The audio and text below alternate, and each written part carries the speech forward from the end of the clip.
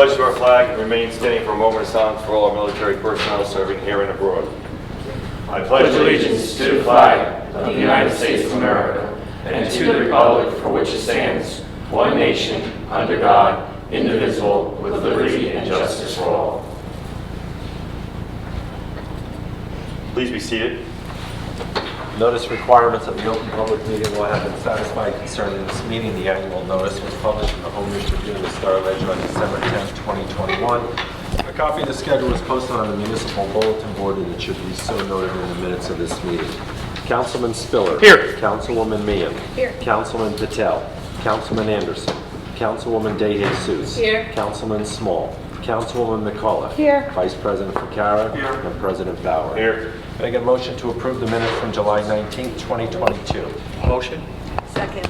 Any questions or comments from council? All in favor, aye. Aye. Opposed?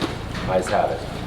Beginning with the second reading ordinances this evening, we will take letter A, which is a bond ordinance authorizing the acquisition of property in the amount of $2.2 million, currently known as the Ford's Theater property. Can I get a motion that this ordinance be taken up on second and third reading and the public hearing be open? Motion.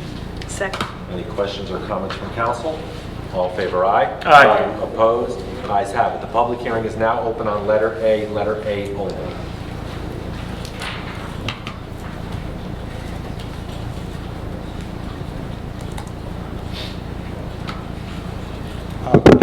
John Bertari, Woodbridge.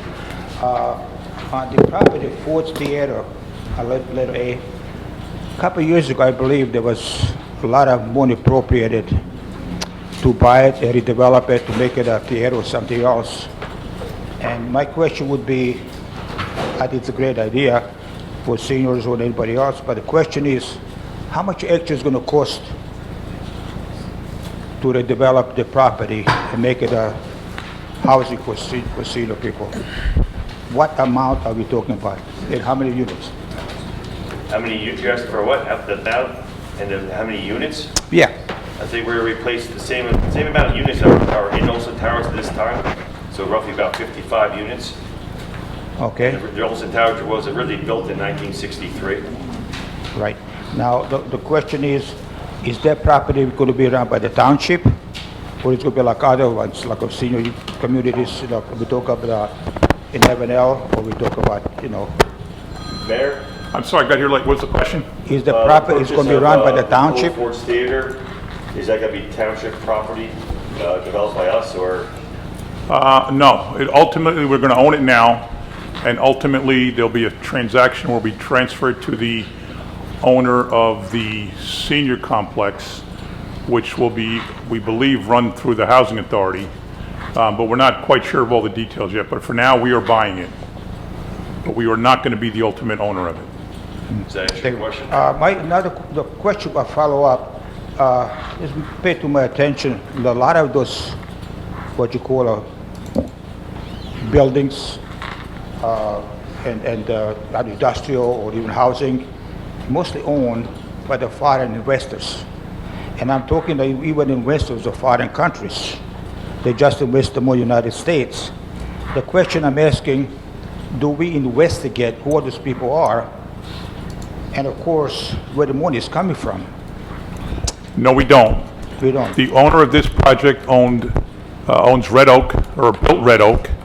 He owns the apartments in Stern, formerly Stern Tower, now called The Park. He's the one that took down the Stern Tower building and built the Red Oak project.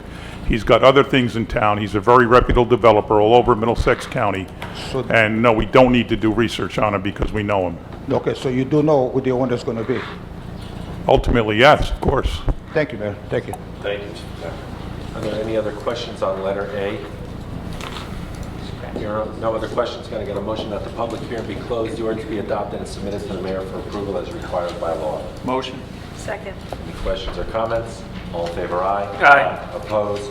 Ayes have it. We will take letter B, which is an ordinance putting a handicap designated parking space on Ellis Place in Woodbridge. Can I get a motion that this ordinance be taken up on second and third reading and the public hearing be open? Motion. Second.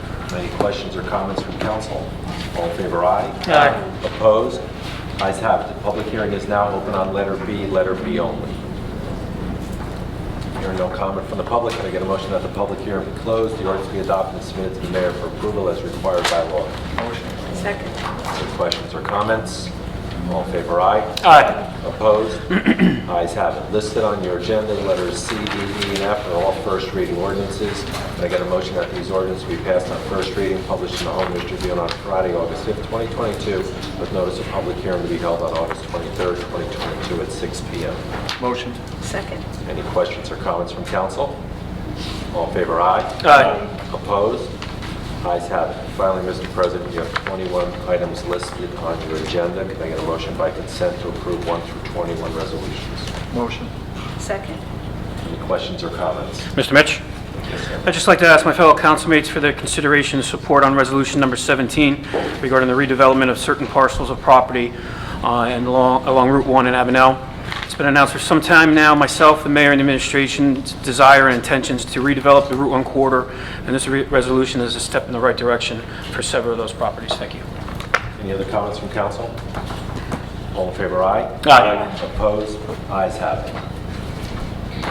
Thank you, Mr. Mitch. This time we'll go to the public portion of our meeting. Come to the microphone, please state your name, part of the township or state you are from. You have a one-time, 5-minute time period. All video taken must be taken within a designated area in the rear of the room, and there will be no shouting out from your seats. Please respect each other, and please make sure all signs or posters do not block walkway aisleways. Thank you. Thank you, Paul Lund, Hope Lawn. I want to thank Captain Brady, who got back to me from Mr. Chief Hubman's office, to approve a venue which we've chosen for No Left Turn in Education. We're having an opt-out and parental rights rally here at the Town Hall in the parking lot. August 14th is a Sunday from 2 to 5 p.m. And again, I want to thank the captain for making that possible and clearing the way for that. Also, I understand that the Acacia Youth Center, formerly the Hungarian American Club, we can't use that as a public venue because it's only semi-public. I understand there is now a private interest there. I was curious, what is the private interest at the youth center?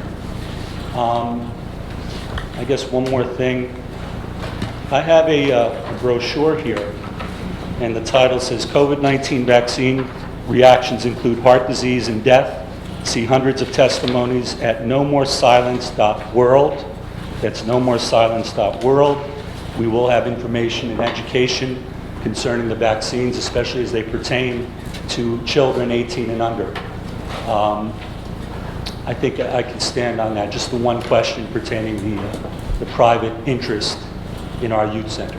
Thank you. We have a lease agreement with an organization, right, Mayor? We are selling the former Hungarian Club, so they had 3 sections to the building. The big hall in front, which we own. We own the whole building right now. The middle, which was where they had their meetings, that is where the youth center is. And then where they had their bar, we are basically subdividing the building and selling that piece of it to the American Irish Association. The deal's already been approved by the council. Everything is moving ahead, and we might even close this week. So that's why they will own the back piece of the building. They will own the back of the parking lot, and they will own the grassy area across from that, next to the basketball courts. So that's why, look, public property is public property. Anybody can use it. But as far as a rally, if there's a better option like Town Hall, we prefer it be there because we don't own a piece of that property. So people going on their property, we don't know if they have an event. They might be, scheduling. It's just better if we can move the public rally, whatever you want to call it, demonstration, to some place that's not going to be a conflict. That's all. Okay, thank you. Thank you, Mr. Long. Any other comments this evening?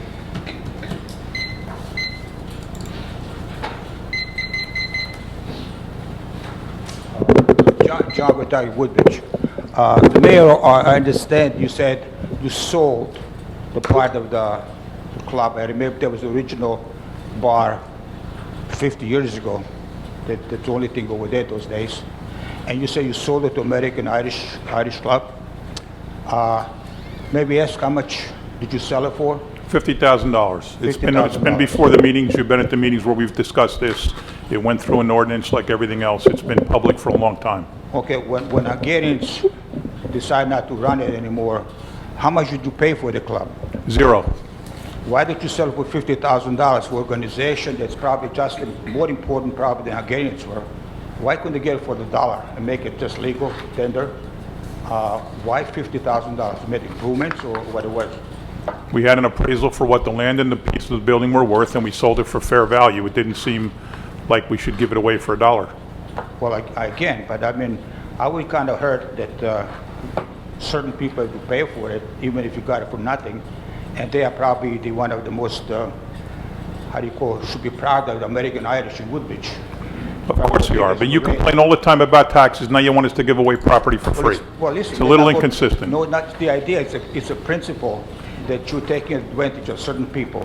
We're not taking advantage, they agreed to the contract. I know they. They're not, we're not taking, they had money set aside from 10 years ago in a fund because they've been looking for a home for a long time, and they raised money for it, and they had it in a CD, and now they're using it to buy this. We are not taking advantage of anybody, least of which would be the American Irish Association of Woodbridge, which does great things for this town, not the least of which is run the most successful parade in the area at St. Patrick's Day. For you to think we're taking advantage of them is absolutely I do ridiculous. believe it. They should have got it for the same amount that Hungarians got it when they purchased it at the $500 where they got a whole land and they built a club on it. And that club worth millions of dollars. Never mind just 50, we know it. But it's non-profit, and I think there would be kind of a nice. And they had no problem coming to a contract Well, I agreement know with it. us at $50,000. We talk about $50,000 and get $250,000 in the bank, and that is just. Who has $250,000 in the bank? They did. Hungarian club. Oh, no, that's yesterday's There you news. go, so- Years ago, they moved out. What difference does it make what they had in the Well, bank? they decided not to run it, let's put it this way. Okay, I think still it's not the right thing to do to somebody that's here more than most of us here. It's especially the American Irish. I want to go back, my other question would be, back on the 64 Fleetwood Road. We can get agreement, Mr. Brew, Mr. Simaluka. Every time we talk about it, they change it this kind of why the thing was done the way it was done. It's not the same story, every time it's a different story. Then let me tell you the story. Because I went out there today just to see it so I could have it in my head before we meet tonight. The call was in to take a tree down within the right-of-way. It was 8.5 feet away. I measured it today. It was 8.5 feet from the curb Are line. you calling us stupid because we got a picture? I didn't say anything as such. I just said, you want the facts, I'll give you the It facts. wasn't done, it was done. It was 8.5 feet from the curb line, and we took it down, and then we had to take a limb down from the second tree, and that put the second tree at risk of falling into the house next door. And as I said last time, there were limbs and branches mixed in with the wires, and there's a transformer facing the house, which is very unusual, and that was at risk of taking that whole pole down, which you said that poles don't come down and trees don't come down in storms.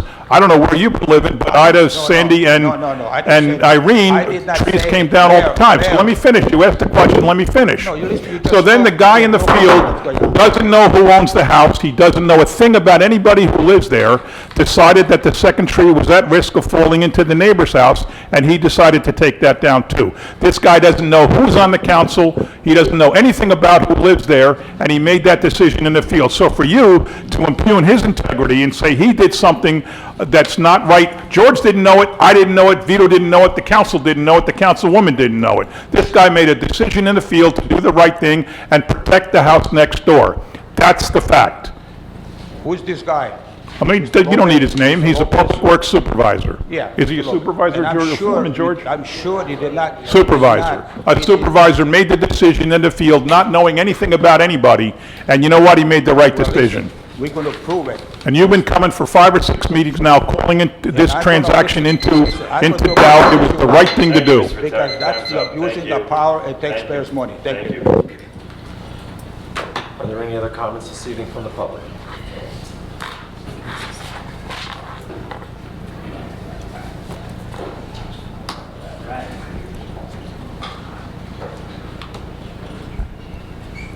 How you guys doing? Good evening.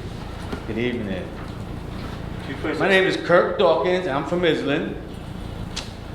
Ladies and gentlemen, this is my third time speaking at the council on the subject of rent control for Woodbridge Hills.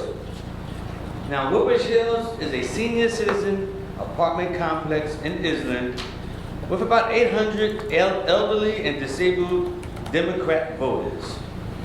I suspect that rent control is not a good concept to some of you. I can relate to that, right? Before I start discussing my rent control problem, let me tell you a little bit about myself. I'm a husband, a father who raised 9 good kids, of which 6 were adopted. Grandfather to 15, Army veteran. I'm a retired train conductor with 33 years service. I have an associate's degree in human services management. I've been a landlord since 1982 when I bought my first 2-family house in Brooklyn. I still own a rental house in Long Island, New York, but now I've been a tenant for the last 2 years and 10 months in Woodbridge Hills. I moved here to be close to my grandkids.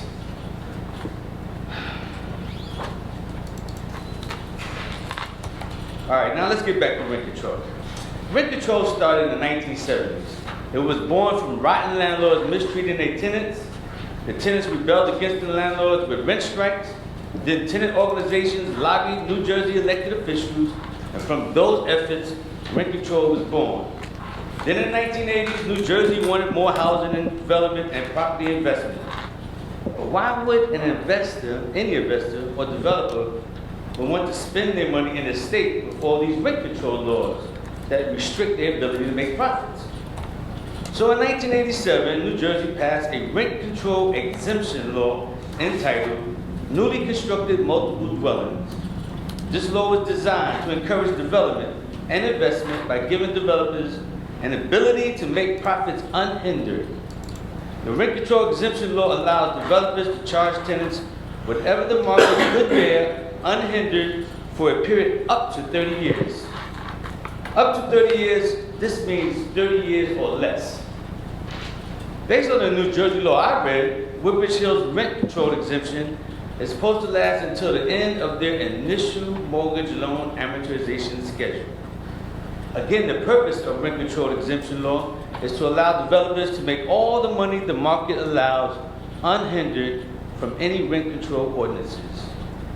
Well, Woodbridge Hills took out a $25 million loan in 2000, then refinanced the property in 2004 for $35 million, then refinanced again in 2017 for $63 million. And during all this time was collecting rent. Now, who in here could possibly think that they didn't make their profits unhindered by rent control? Woodbridge Hills rent control exemption is expired. It's exhausted. It's done. Now Woodbridge Hills is raising all their tenants' rent by 8% effective April 1st, 2022. Their exemption status expired years ago. Even though I'm moving from Woodbridge, I'm not leaving this fight. I'm not asking for rent control for the whole town. I'm asking for rent control for this one property.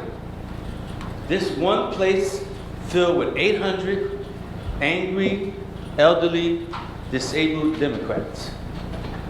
I try to judge you guys not by what you tell me, but by what you do. So I'm asking right now, when are we going to get an answer to our rent control application and complaint? Thank you.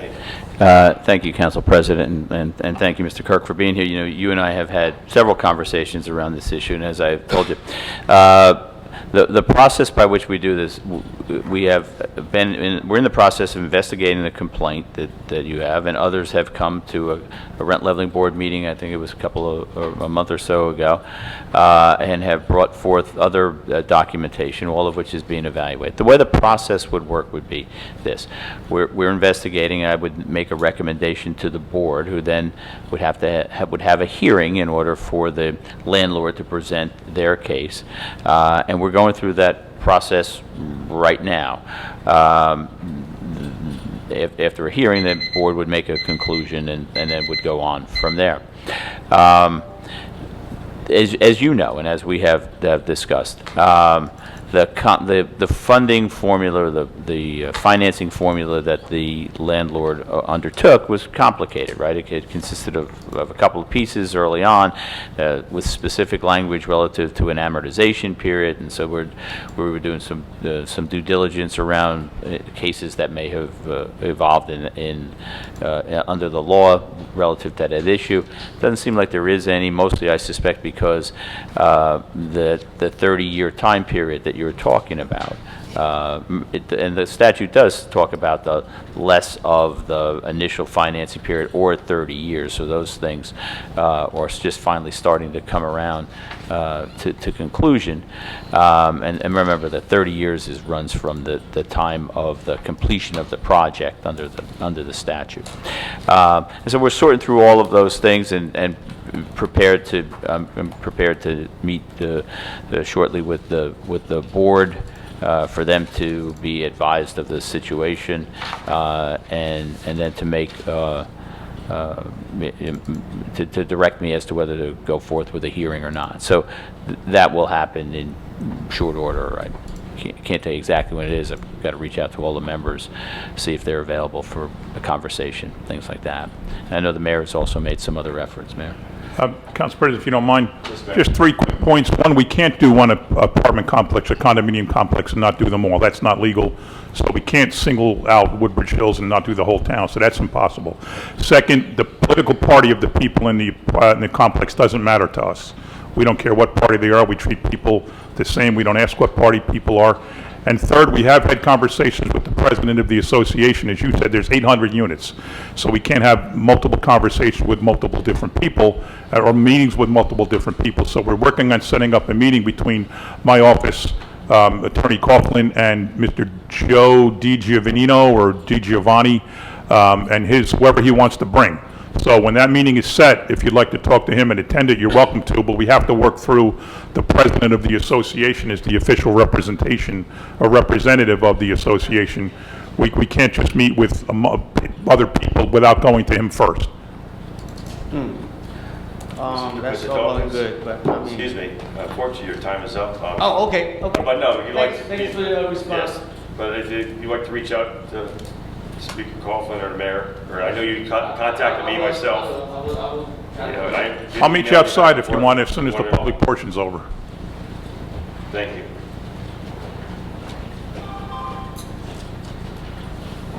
Hello, my name is Nancy Ashen-Poku, and I too live in Woodbridge Hills. We've been going back and forth and back and forth. Okay, I don't have all the details that Mr. Dawkins was able to find out for us, which we feel really fortunate to have. But I live there. I am a voter and a taxpayer.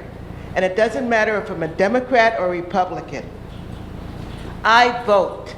And most of the people in Woodbridge Hill are voters. So the thing is, we're asking you to look into it. And at some speed. Last year, I was charged $83 more for my rent. This year, I'm charged $157 more.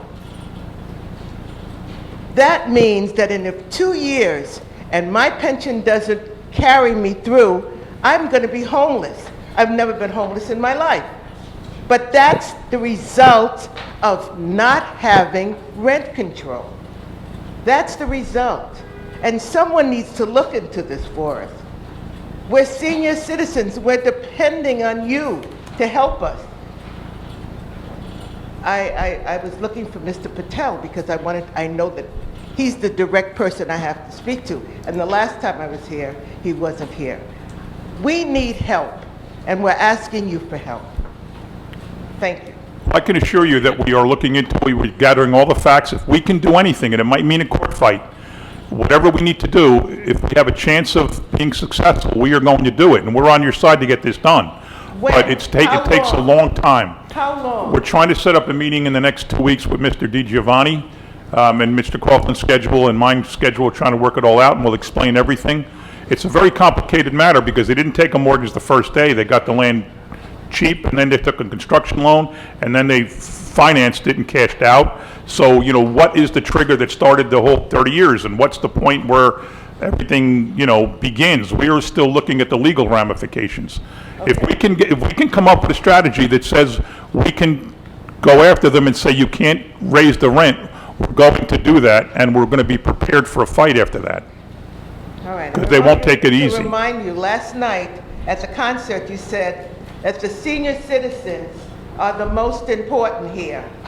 I'm going to hold that. No, what I said Yes, was, you did. what I said was, I said the dance floor used to be in front of the senior citizens, the bus section. Senior citizens sit everywhere. But there's a section for people who take the bus because the reason they take the bus is they might be more immobile than others. And I made a little joke that we didn't want to block the senior bus people from seeing the stage. And I did make a joke about supporting the senior citizens. Okay. Of I don't want course. to be homeless. No, I don't want to understand. be homeless. That's what I'm saying. Mr. Coughlin and I and the council are completely on your side for whatever we can do, but we have to make sure we can sustain whatever we do. If they're right, they're right. If they're wrong, they're wrong. And if they're wrong, we're going to go after them. I'm counting on that. Thank you. Thank you.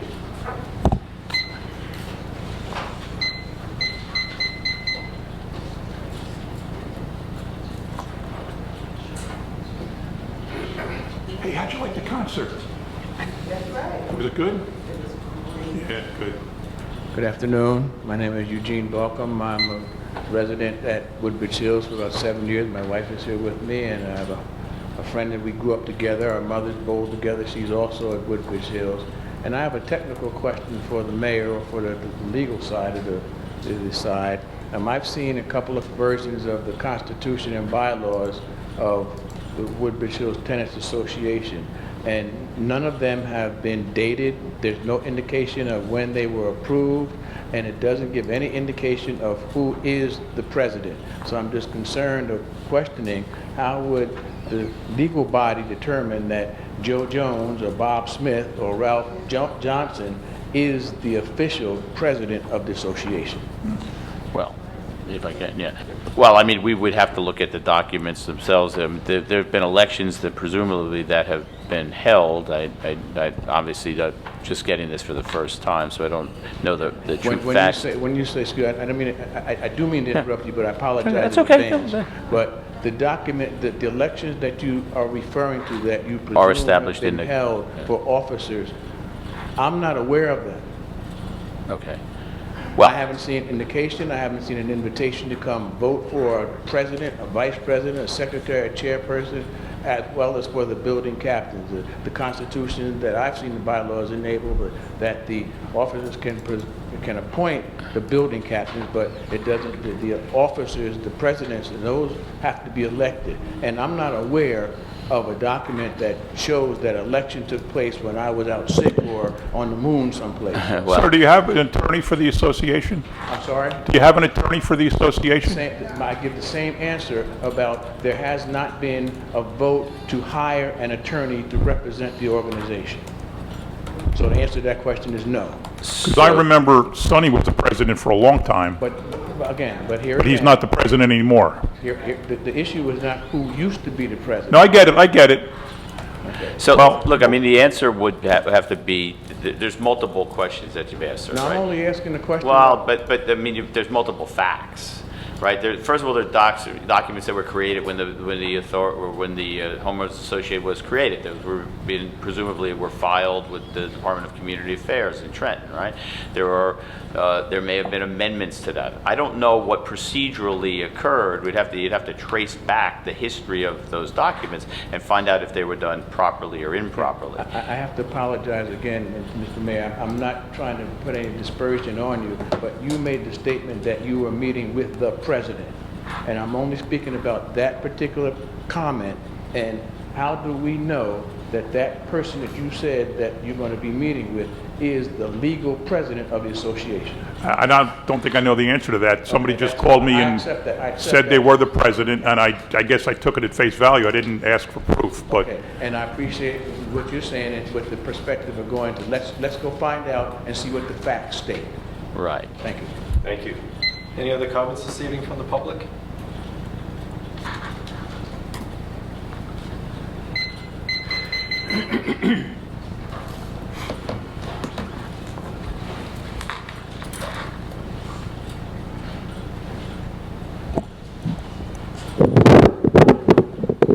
Good evening, James Dabrowski, Woodbridge proper. During the week of July 14th through the 20th, the NAACP held its 113th National Convention right here in New Jersey, down in Atlantic City. I was honored and humbled to have been elected as a delegate to represent our local NAACP, the Perth Amboy Area Branch, Unit number 2099. Our president, Reverend Donna Stewart, and I learned a lot, to say the least, and had an amazing experience connecting with other dedicated freedom fighters from across the country and attending an abundance of enlightening meetings and events. But as delegates, our main objective and the overall purpose of the convention was for us to vote on resolutions establishing policies and programs of action for the ensuing year. These resolutions were all open for public discussion and amendment, and it was very inspiring to be a part of the grassroots foundation of this democratic process for our nation's oldest and largest civil rights organization.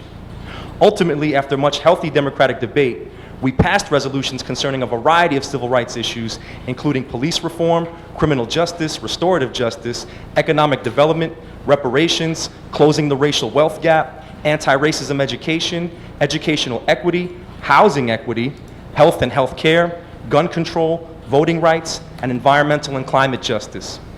We hope our Woodbridge elected and appointed officials will agree to begin meeting with us and discussing how we can work together to achieve such vital civil rights advancements in our community. To those community members who would like to learn more about the NAACP, we were founded nationally in 1909 by activists including racial justice giants W.E.B. Du Bois and Ida B. Wells. Our local Perth Amboy area branch of the NAACP was established in 1941 by lesser-known activists from right here in Woodbridge, Perth Amboy, South Amboy, Sayreville, and Carteret, the 5 communities we serve, which also happen to make up New Jersey's 19th legislative district. Shout out to our 19th district assemblyman, New Jersey State Assembly Speaker Craig Coughlin, who I saw stop by the convention to celebrate some of our members being honored. You should have stayed longer that night, Craig. You missed out on the pool party with a special set from the DJ Jazzy Jeff. But the person with perhaps the highest profile and by far the most security who appeared at the convention was Vice President Kamala Harris. More inspiring than what she said was the NAACP youth members who engaged in a silent protest while she spoke, refusing to applaud and instead holding up signs that read, "Cancel student debt." Now that's speaking truth to power, which quite fittingly was the theme of this year's convention. This is power. Reverend Donna Stewart and I made sure to get the shirts with the phrase on it. I'm wearing mine tonight, as you could see. And speaking of Reverend Donna, not every NAACP branch is fortunate enough to have a president who is unbossed, unbought, and unbothered as she is. There's a misconception out there that the NAACP has over the years sadly become a part of the system that we claim to be fighting against. But Reverend Donna and so many other leaders we met at the convention proved that to be a myth, as the NAACP is stronger than ever and fighting harder than ever. In fact, our closing plenary session was literally titled Dismantling White Supremacy. And the panelists leading that discussion did not at all mince words in describing what we're up against and the sense of urgency we must have in doing this vital work. Again, to those community members who feel like you might be ready to make that commitment and join the largest and the oldest, the baddest and the boldest, the most loved and most hated, the most feared and most revered, the most cussed and most discussed civil rights organization in America, please don't hesitate to reach out to us. Attend some of our general meetings. Go to NAACP.org and join for a year. It's only $30 for an annual membership. You might even end up attending our 114th National Convention in Boston, whose mayor, Michelle Wu, the first woman, the first person of color, and the first Asian American to serve as the mayor of Boston, helped close out this year's convention, mentioning how it was the work of black-led organizations like the NAACP who fought against racist immigration policies to make it possible for her parents to immigrate here from Taiwan. But I should mention that it was also mentioned how this work doesn't come without risk, and how those against us will try to attack us however they can. Reverend Wendell Anthony of the National Board of Directors reminded us how white supremacy will not always be overt and explicit, but has mutated to become more covert and implicit, which is even more dangerous. But as the 90-year-old NAACP living legend, Dr. Hazel N. Dukes observed, "Do I get weary? Yes. Do I get discouraged? Yes. But there's something within me that holdeth the rein. There's something within me that bears the pain. All I know, that there's something within me that says, if I can help somebody as I pass along the way, then my living will not be in vain." Justice for Niger Parks, Justice for Jeremiah Daniels Porter, Black Lives Matter, Stop the Casey Power Plant, Anti-Racism Policies Now. This is power. Thank you. Are there any other comments from the public this evening? Hearing no other comments from the public, can I get a motion that the public comment portion be closed? Motion. Second. Second. All in favor, aye? Aye. Opposed? Ayes have it. Mr. President? Thank you, Mitch. This time we'll go to our agenda. Excuse me. My agenda's in order. I just have one announcement. Cub Scout Pack 53 will be holding a fundraiser car wash on Saturday, August 13th, between 10 a.m. and 2 p.m. at the Knights of Columbus on the corner of Main Street and Amboy Avenue in Woodbridge. Donations are welcome, and the donations are going toward Cub Scout program, so come out and support a great cause. And that's all I have tonight. Vice President Vaccaro. Thank you, Council President. Just under senior activities, again, I want to mention that the Senior Olympics are September 9th through 11th. That's right around the corner. And if you register by August 27th and you're a Woodbridge resident, you will pay $10 to get into 3 events, and that's a savings of $40. There's a hotline at 973-618-1111. There are plenty of activities going on at the community center and the club at Woodbridge that can keep you cool during this hot spell. Everybody has to be careful, stay hydrated, and try not to do activity out in the hottest part of the day. Thank you, Council President. That's all I have. Thank you. Councilwoman Small's excused. Councilwoman DeJesus. Thank you, Council President. My agenda is in order. Thank you. Councilman Spiller. Thank you, Council President. My agenda is in order. Just, Mr. Similuga, I noticed this towards the end of the day. Didn't have a chance to document. At the Sandstone property at Rawway Avenue and Randolph Avenue, crossing over towards DMV, can we notify Rawway Engineering? The crosswalk is completely gone. So I noticed a car was trying to make a turn on red where it was permitted, and the person had the white hand to cross over, and they were kind of at odds on who was what. So I think the new crosswalk would be have to go there. Reach out to them tomorrow. Thank you. As Council Vice President Carr said, stay cool, don't overdo it, stay hydrated. Thank you to all emergency responders, fire, EMS, our Woodbridge Police Department, CERT, and all our public works and township employees. God bless America. Thank you, Council President. Thank you. Councilwoman Meehan.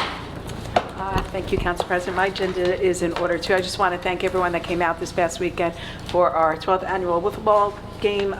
Just a shout out to the American Legion, the Colony VFW, and just everybody that came out and supported us. It's a great day. We've been doing it for a long time, and it's nice to see the kids every year come back from middle school and high school and college, and it's just a really nice community day. So thanks for everyone that came out, and that's all I have tonight. Thank you. Thank you. Councilman Anderson. Thank you, Council President. My agenda is in order. I have 2 announcements.